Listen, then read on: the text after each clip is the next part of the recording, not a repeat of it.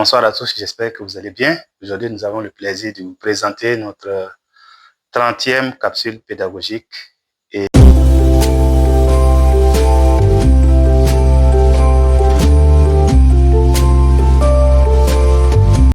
aujourd'hui, nous allons voir comment on calcule la longueur d'un arc de cercle et enfin, nous allons terminer par la découverte du nombre irrationnel pi.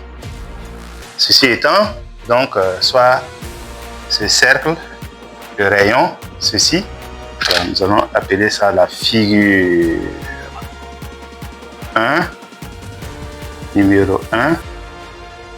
Donc, nous allons marquer cet arc de cercle en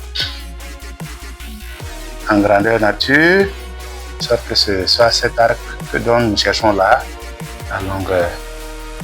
Alors, donc nous allons appeler ce point le point A et ce point le point B.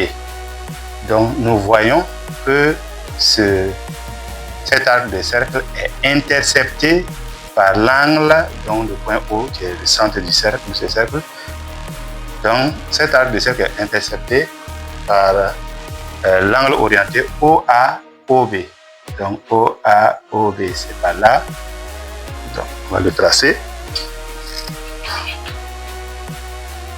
Il est intercepté par cet angle OA-OB dans le sens positif. Voilà. Alors, comment calcule-t-on cet arc, la longueur de cet arc AB? Donc, cette longueur que j'appelle L, c'est égal au rayon.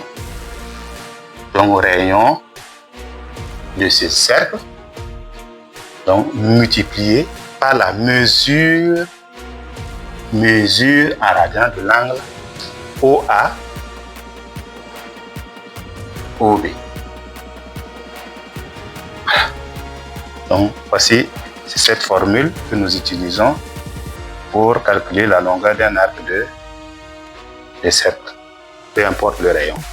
Alors nous allons voir un cas particulier de calcul de longueur d'arc de cercle.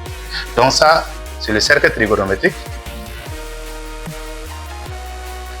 Donc, cercle trigonométrique, un cercle de rayon 1.